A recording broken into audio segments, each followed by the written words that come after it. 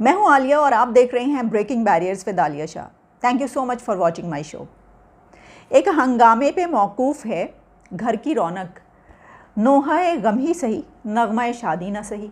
इसका मतलब है शेर का कि कुछ ना कुछ होना चाहिए ज़िंदगी में ना, रौनक लगाए रखने के लिए। और हमारे मुल्क में तो जनाब कोई ना कोई ऐसी खबर चलती रहती है कि इंसान को आराम से बैठने नहीं देते और कुछ ना कुछ ऐसा चलता ही रहता है। कुछ खबरें जो कि कुछ बुरी खबरें हमेशा मुसलसल जो है कुछ ना कुछ ऐसा आ रहा होता है, लेकिन उसके साथ साथ कुछ ऐसी खबरें भी आती हैं जिसमें फिर उसके बाद उसमें मिर्च मसाला चस्का लगा कर जो है उसको आगे बढ़ाया जाता है।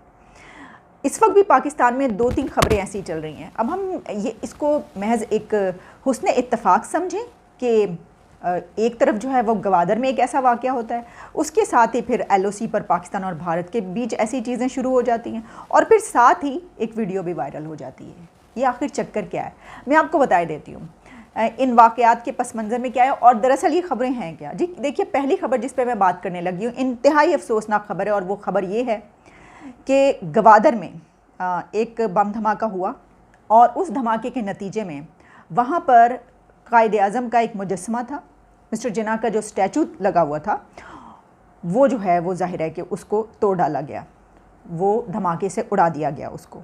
अब वो स्टैचू ही दरअसल निशाना था, टारगेट था कि उसको धमाके से उड़ाना था। दस्ती बम का ये धमाका था और या फिर उसका जो निशाना था वो गवादर में वैसे ही एक जिसे कहते हैं कि अनरेस्ट पैदा करना था। क्या था अभी तक इसके बारे में, जिस वक्त मैं वीडियो बना रही हूँ तो कोई ऐसी खबर नहीं आई कि जिस पे किसी ने इसकी ज़िम्मेदारी कबूल की। उसकी वजह ये आप जानते हैं कि जब भी कोई ऐसे धमाके वगैरह होते हैं उनकी ज़िम्मेदारी कबूल करने के लिए कई ग्रुप्स मौजूद हैं और वो कबूल कर लेते हैं, वो फ़ौरन उनकी खबर आ जाती है। उनका मीडिया तो शायद आम मीडिया से भी ज़्यादा तेज़ रफ्तारी से काम करता है, जो दहशतगर्द ग्रुप पाकिस्तान के ख़िलाफ़ काम करें। अभी तक कोई ऐसी खबर नहीं आई। वैसे तो आम तौर पर जब इस तरह की बलूचिस्तान में, गवादर में इस तरह कोई भी खबर, जिस तरह ज़ियारत में हुआ था हमला और इसके अलावा कोयटा में, तो कुछ ऐसे अनासिर हैं जिनको शरपसंद अनासिर यहाँ पर कहा जाता है, जो कि एक मजीद ब्रिगेड है जो बाकायदा, बल्कि वो तो ऐसा भी माजी में होता रहा कि धमाका करने से पहले वो वीडियोज़ बनाया करते थे और बताया करते थे कि यहाँ पर ये लड़का, ये बंदा जो है यहाँ पर धमाका करने जा रहा है। कोई जो है, और उसके अलावा हम ये भी जानते हैं तहरीक तालिबान पाकिस्तान की तरफ से तो पहले ही धमकियां दी जा चुकी हैं, तो पहले ही कह रहे हैं कि हम यहाँ हमला करेंगे, हम ये करेंगे, हम कितनी ज़्यादा धमकियां दे चुके हैं, कितना ज़्यादा ख़तरा है। लेकिन मुझे हैरत इस चीज़ की है कि हमारे शेख रशीद साहब की तरफ से अभी तक भारत पर इल्ज़ाम ही नहीं लगाया गया। मेरा ख्याल है जब तक ये वीडियो आप तक पहुँचेगी उस वक्त तक ये बात जो है वो कही जा चुकी होगी कि ये दरअसल धमाका जो है ये भारत की तरफ से करवाया गया है और भारत जो है वो पाकिस्तान को कमज़ोर करना चाहता है और उसने जो है ये कायद आज़म के स्टैचू को जानबूझ के निशाना बनाया। और क्योंकि वहाँ पे जो है ऑलरेडी गवादर बलूचिस्तान की जब हम बात करते हैं तो कहते हैं कि भारत जो है वो वहाँ पे पहले ही अनरेस्ट पैदा करने के लिए ऐसी चीज़ें करता रहता है। तो अभी तक जो है ऐसा कोई बयान नहीं आया। मुझे बड़ी हैरत भी हो रही थी इसके ऊपर, लेकिन आप बेफिक्र रहिए, आ जाएगा, अनकरीब आ जाएगा।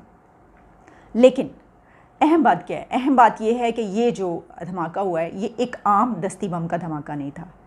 देखिए, मिस्टर जिन्ना के स्टैचू पर जब उसको बम से उड़ाया जाएगा तो उसका मतलब ये कि पाकिस्तान की आइडियोलॉजी पर है ये। मैं देख रही थी कि सरफराज बुगटी, सेनेटर सरफराज बुगटी साहब जो हैं उनकी ट्वीट आई हुई थी जिसमें उन्होंने यही बात की। मेरे ज़हन में भी यही बात हुई, जब मैंने देखा उनकी ट्वीट में भी उन्होंने इसी तरफ इशारा किया। उन्होंने कहा कि ये दरअसल पाकिस्तान की आइडियोलॉजी पर हमला है, हमारे ऊपर हमला है, हमारे मुल्क में हमला है। ये इसको एक अलामती, अगर आप कहें कि ये दरअसल बताया गया है, ये जो पाकिस्तान से नफ़रत करते हैं, जो इसके दुश्मन हैं, जो ये चाहते ही नहीं कि पाकिस्तान रहे, दरअसल ये उनकी तरफ से, क्योंकि एक सिंबॉलिकली एक उस चीज़ को टारगेट बनाया गया है जिसको, जो कि कहा जाता है कि भाई जिसको पूरा पाकिस्तान बाबाए कौम कहता है। तो ये बात याद रखनी चाहिए। लिहाजा बजाय इसके कि इस खबर को फ़ौरन छुपा दिया जाता है या ये कि इसके ऊपर कोई बात ही ना करे कोई किसी तरफ से, इस वक्त पाकिस्तान की सबसे बड़ी खबर ये होनी चाहिए, जो इदारे हैं दहशतगर्दी के ख़िलाफ़ जो काम कर रहे हैं उनको ज़्यादा तेज़ी से काम करना चाहिए कि देखिए ये हो गई, ये बात हो गई, जो कि बहुत बड़ी बात है, और उनको पकड़ा जाए जिन्होंने ये काम किया है, बजाय इसके कि आप जानते ही हैं। अच्छा, उसके फ़ौरी बाद जो है एक और ख़बर भी आना शुरू हो गई। और इससे पहले कि मैं वो वीडियो की तरफ जाऊँ, जो ख़बर आई कि जनाब इंडिया और पाकिस्तान के बीच जो है वो तो जंग के इम्कानात पैदा हो गए हैं। LOC पर दोनों तरफ मुसलसल फायरिंग हो रही है, इस तरह की खबरें आ रही हैं और रात के अंधेरे में शेलिंग हो रही है, फायरिंग हो रही है। हत्ता कि कुछ लोगों ने तो यहाँ तक कह दिया कि दोनों मुल्कों के बीच जो है वो जंग शुरू होने लगी है। मतलब हम तो फौरी तौर पर बस कोई सनसनीखेज़ हमें खबर चाहिए और कोई ऐसी खबर चाहिए कि जिसको हम खूब जो है उसमें मिर्च मसाला लगाकर आगे तक पहुंचाएं। हत्ता कि यहाँ तक हुआ, मैंने देखा कि लोगों ने तीसरी आलमी जंग की बात शुरू कर दी कि वर्ल्ड वॉर शुरू होने लगी है। ऐसी कोई बात नहीं है। पाकिस्तान और इंडिया अभी जंग को अफोर्ड नहीं कर सकते, दोनों कंट्रीज़ इस वक्त। एक तो ये कि कोविड की जो सूरत हाल पूरी दुनिया में है, फिर ये कि दोनों मुल्क जो हैं वो जिस किस्म के मसाइल में फंसे हुए और एक दूसरे के ख़िलाफ़ काफ़ी बयानबाजी हो गई, लेकिन ये भूल जाइए अभी कोई ऐसी जंग जो है कि दोनों मुल्कों, हाँ ये एक बुरी बात हुई कि जो LOC पर एक मामला था कि अब सीज़ फायर हो गया था काफ़ी अरसे तक, वो हमने उसको जो है तोड़ दिया और दोबारा से जो अगर ऐसा हो रहा है और हुआ है तो वो दोबारा से शुरू हो गया।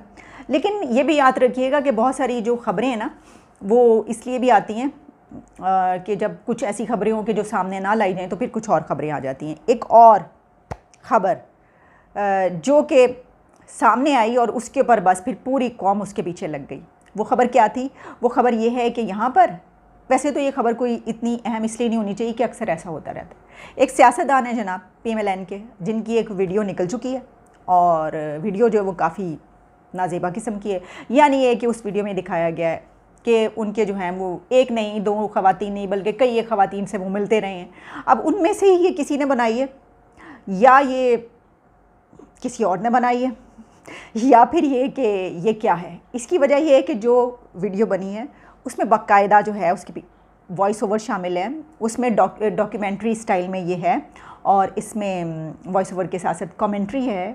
और ये जो सियासतदान जिनकी बनी है कि ये कितने बुरे किरदार के मालिक हैं, ये क्या करते रहे हैं और इनका किरदार कितना बुरा है कि देखिए ख़वातीन से ये कुछ करते रहे, उनको नौकरियों का झांसा देकर जो है ये चीज़ वो ख़वातीन के साथ ये कुछ करते रहे। अच्छा, तो दो चीज़ें इसमें। पहली बात तो ये कि अगर वो वाकई ख़वातीन के साथ उनको मुलाजमतों का झांसा दे के उनके साथ फ्रॉड करते रहे, सब कुछ होता रहा, फिर तो फ़ौरी तौर पर जो उनके ख़िलाफ़ एक्शन होना चाहिए, उनको उनके ऊपर केस चलना चाहिए, केस दायर होना चाहिए और उनको जो सज़ा इसकी बनती है वो करनी चाहिए। लेकिन आप देख लीजिएगा ऐसा कुछ नहीं होगा।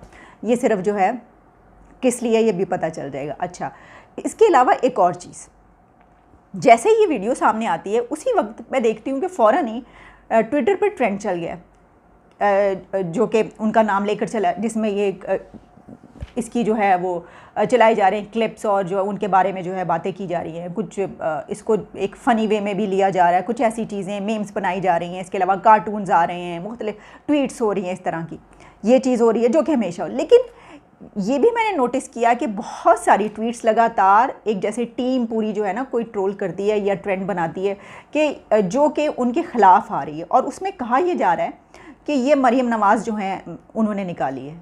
तो सोचने की बात ये कि जैसे ही वीडियो आती है वैसे ही कुछ लोग जो हैं वो फ़ौरी तौर पर ये क्यों कहना शुरू कर देते हैं, क्योंकि ये तो भी पता ही नहीं कि किसने निकाली है। तो मतलब एकदम से मरीम नवाज़ ने ये वीडियो निकाली है, ये ट्रेंड क्यों चल जाता है? ज़ाहिर है मरीम नवाज़ खुद तो ये ट्रेंड नहीं चलाएंगी फ़ौरी तौर पर ना, तो फिर ये कौन चलाता है? इसको भी ऐसा अलग रख देते हैं। इसमें दो तीन चीज़ें कही जा रही हैं। एक चीज़ ये है कि देखें, मसला ये कि यहाँ पर हर तरफ से वीडियो की भरमार होती रहती है। सबके पास दूसरों के ऐसे ऐसे राज हैं एक दूसरे के कि सब ने बना कर ना बाकायदा बड़े एहतमाम से, जिस तरह की कोई फ़िल्म बनाई जाती है, शायद वो नेटफ्लिक्स पर देनी है, उन्होंने क्या करना हो, सब लोगों ने बड़े एहतियात से वीडियोज़ एक दूसरे की जो है वो राज बना के रखे हुए हैं। अहम बात ये भी की जाती है कि जनाब ये जो सब पॉलिटिशियंस हैं ना, इनके तमाम राज इदारों के पास मौजूद हैं, तो इनकी तो ऐसी तैसी करने के लिए, कुछ भी इनसे करवाने के लिए जो मौजूद है। तो मैं ये सोच रही थी जब ये वीडियो सामने आई कि इससे जो है वो जो बेचारे पॉलिटिशियन साहब हैं, मैं नाम नहीं ले रही, उनको सबको पता ही है आपको कि उनको मैंने कहा उनके ऊपर तो बड़ा इस वक्त जो है वो बुरा वक्त चल रहा होगा। मैं सोच रही थी, मैंने कहा उनको इसका नुकसान कैसे होगा। तो मैंने सोचा कि देखें, आवाम में ये चली गई और आवाम उनके बारे में जान गई, इसका तो रत्ती बराबर भी उनको कोई वो नहीं होना चाहिए। इसकी वजह ये है कि आवाम माशाल्लाह सब कुछ जानती है। दूसरा, वो सेनेटर है, उन्होंने कौन सा इलेक्शन लड़ना आके, फ़र्ज़ कीजिए अगर इलेक्शन उन्होंने लड़ना भी है तो इलेक्शन कौन सा, यहाँ पर जो है आवाम के बलबूते पर सारे वोट है। जिसने जीतना हो वो फ़ोन करता है कि जनाब, और जिस तरह हमने देखा इलेक्शन के दिनों में तो ये भी होता रहा, बल्कि एक मशीन जो है वो भी थोड़ी देर के लिए ख़राब की जा सकती है। इसके अलावा बहुत सारे तरीके हैं ना, तो ये भी कोई मसला। फिर मैंने सोचा कि दरअसल उनको सबसे बड़ी जो ये वीडियो हिट की होगी वो उनके घर में बहुत ज़्यादा मसला पैदा हुआ होगा। इसकी वजह ये कि ज़ाहिर है एक तो बच्चों के सामने बहुत ज़्यादा शर्मिंदगी, 110% मैं ये सोच सकती हूँ कि इसके ऊपर जो है वो बहुत ज़्यादा उनको एम्बैरेसमेंट का सामना हुआ होगा और करना पड़ रहा होगा, करना पड़ेगा।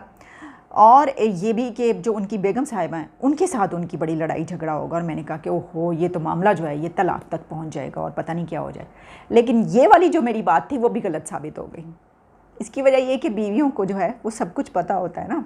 मैं एक देख रही थी जब ये सब कुछ चल रहा था, तो इसी तरीके से उनका एक पुराना इंटरव्यू था जो कि ARY चैनल है, बड़े मशहूर एंकर हैं वसीम बादामी, वो कर रहे थे।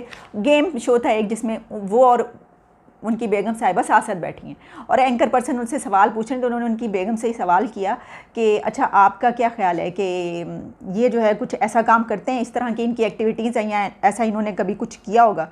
तो आगे से उनका जवाब था हाँ किया तो होगा, करते तो होंगे। तो इससे अंदाज़ा हो गया कि भाभी साहिबा जो है उनको पहले से ही अंदाज़ा सारी एक्टिविटीज़ का, सब हर चीज़ का।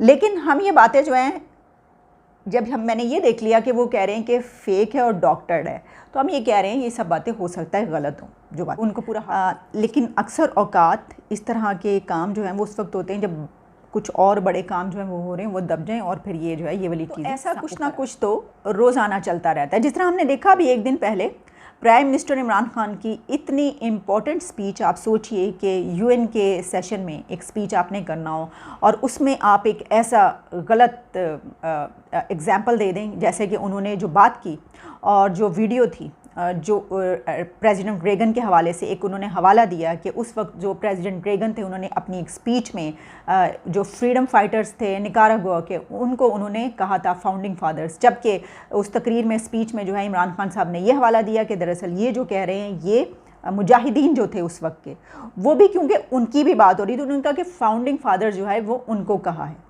तो ये बड़ी सोचने की बात है कि इससे पहले जब प्राइम मिनिस्टर अपने इस इक़्तिदार में नहीं आए थे, PM नहीं बने थे, तो इमरान खान और उनकी जमातियाँ क्या करती थी, बहुत तनकीद करती थी कि नवाज़ शरीफ जो वो तो पर्चियों का सहारा लेकर जो है वो करते हैं और बड़ा उनका मजाक उड़ाया जाता था। लेकिन अब पता चला होगा कि दरअसल जब आप गवर्नमेंट में आ जाते हैं और आपको स्पीच करनी होती है कहीं पर, तो फिर आपको उसी पर रहना पड़ता है जो आपके सामने लिख कर दिया गया हो, या फिर ये कि आपका हिस्टोरिकल एक पर्सपेक्टिव, आपकी जो नॉलेज है वो इतनी स्ट्रॉन्ग हो कि आपको पता हो कि आप कुछ भी बोलेंगे हिस्ट्री के मुतालिक वो गलत नहीं होगा। और यहाँ पर हर तकरीर में हिस्ट्री के मुतालिक जो भी कुछ बोला जाता है वो गलत निकलता है।